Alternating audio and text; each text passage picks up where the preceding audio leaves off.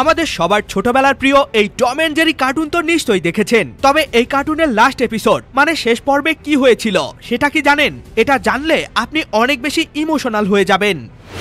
আর জানেন কি মেয়েদের প্রিয় এই ফেয়ার অ্যান্ড লাভলি ক্রিমটি ফ্যাক্টরিতে কিভাবে তৈরি করা হয়? হ্যাঁ, এমনই কিছু রোমাঞ্চকর তথ্য জানবেন আজকের এই ভিডিওতে। তো চলুন তাহলে শুরু করা যাক।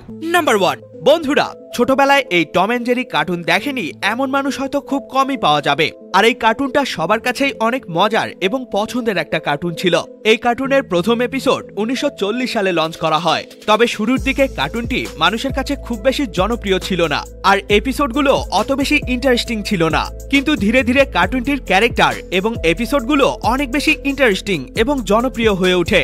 আর আপনারাও নিশ্চয়ই এই কার্টুনের অনেকগুলো মজার মজার এপিসোড দেখেই থাকবেন। তবে এই কার্টুনের লাস্ট বা শেষ এপিসোডটি কেমন ছিল সেটা কি দেখেছেন? হ্যাঁ, এই কার্টুনের শেষ এপিসোডে দেখা যায় টম তার গার্লফ্রেন্ডের কাছে ছ্যাঁকা খেয়ে হতাশায় রেল লাইনে গিয়ে সুইসাইডের জন্য বসে থাকে।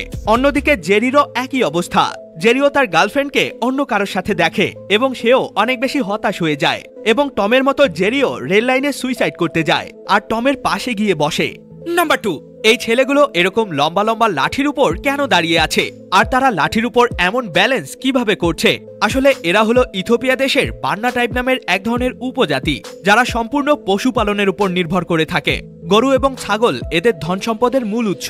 আর এরা যখনই গরু ছাগলগুলোকে খোলা মাঠে ঘাস খাওয়াতে নিয়ে যায় তখন অনেক সময় সেখানে বিভিন্ন রকমের পোকামাকড় বা জীবজন্তু আক্রমণ করে থাকে। তাই তারা সেই সমস্ত পোকামাকড় বা জীবজন্তুর হাত থেকে বাঁচতেই বের করে এমন অভিনব পদ্ধতি। তারা মাটি থেকে প্রায় 2 মিটার লম্বা এরকম লাঠির উপর ব্যালেন্স করে চলতে শুরু করে।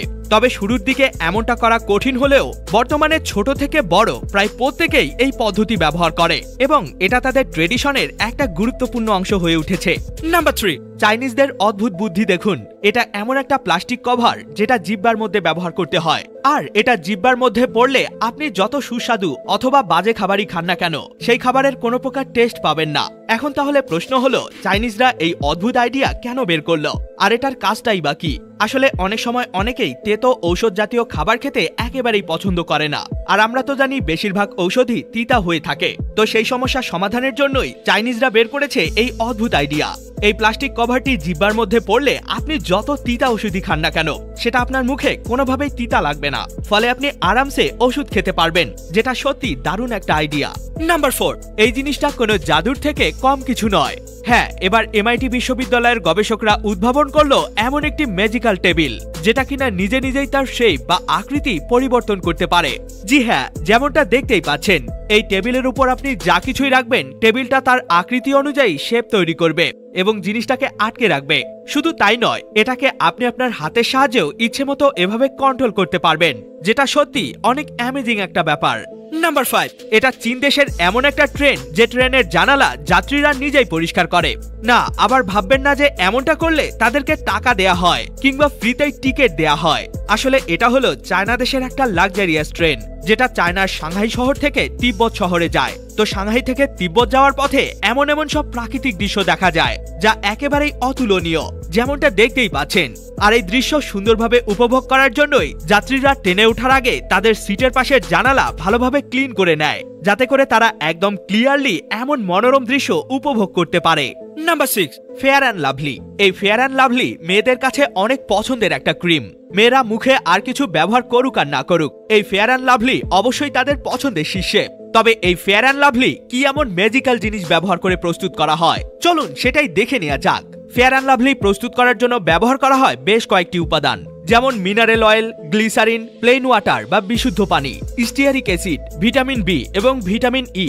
তো এই সকল উপাদানকে মাপ অনুযায়ী একটা বড় মিক্সার মেশিনের মধ্যে ঢালা হয়। তারপর এগুলোকে প্রায় 80 ডিগ্রি সেলসিয়াস তাপমাত্রায় গরম করা হয়। আর এভাবে কিছুক্ষণ গরম করার পর তৈরি হয়ে যায় একদম মসৃণ ঘন ফেয়ার অ্যান্ড লাভলি ক্রিম। তবে এখানেই শেষ নয়, এরপর এগুলো কিছুক্ষণ ঠান্ডা করার পর এর সাথে যুক্ত করা হয় সুগন্ধি এবং ইউভি প্রোটেক্টর ফিল্টার, যা কিনা সূর্যের ক্ষতিকর আলো থেকে স্কিনকে রক্ষা করে। তো এভাবে সব উপাদান একসাথে পুরোপুরি মিক্সার হয়ে গেলে এগুলোকে ঠান্ডা করা হয়। এবং এগুলোর গুণগত মান আর পিএইচ লেভেল পরীক্ষা করা হয়। সবকিছু ঠিকঠাক থাকলে ফাইনালি ক্রিমগুলোকে ঢালা হয় টিউবের ভিতরে। তারপর এগুলোতে লেভেল স্টিকার লাগিয়ে পাঠিয়ে দেওয়া হয় সোজা মার্কেটে।